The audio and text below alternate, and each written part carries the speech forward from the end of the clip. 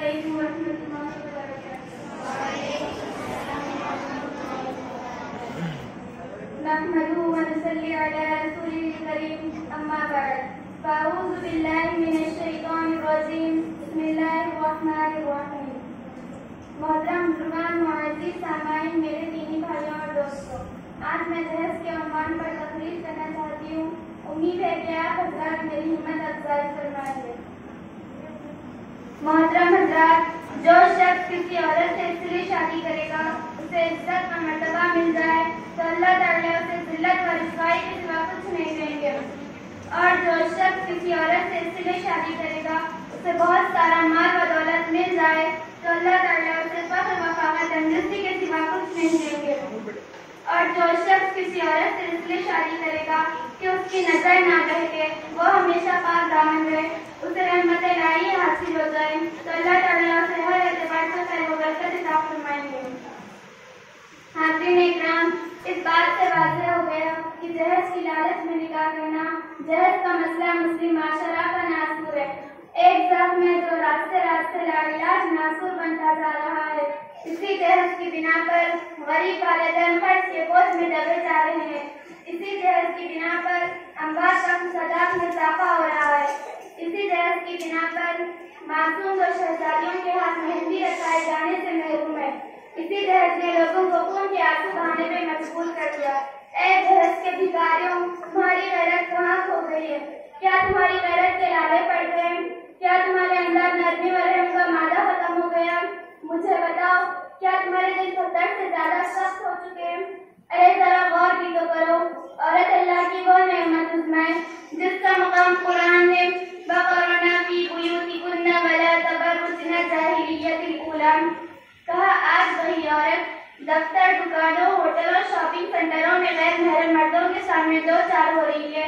مجھے بتاؤ، اس باپردہ خوشبودار پھول کو گھر سے نکلنے پر کس نے مجبور کیا؟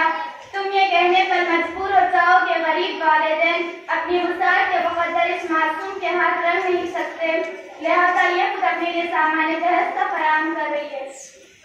درد مندانہ ملت، جہیز کے نام پہ ظلم کرنے والے ان مجرموں کو یہ احساس دلا دینا چاہیے کہ تم بھیڑیے ہو، انسانی شکل میں خود کا وحشی درندے ہو، اللہ کی مخلوق کے دشمن ہو، کہ ایک عورت کو جی جاتے بے جا سمجھ کر جب چاہا لے لیا، جب چاہا چھوڑ دیا، جب چاہا مار دیا، جب چاہا پھانسی پر لٹکا دیا۔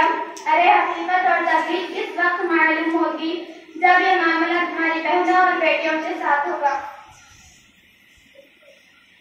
مسلمانانی باوقار، جہیز مانگنا مسلمان کی شان نہیں، در حقیقت یہ غیروں کی تہذیب ہے جسے مسلمان بڑے فخر کے ساتھ اپنا رہا ہے، اور یہ ایک مروج رسم بن چکی ہے۔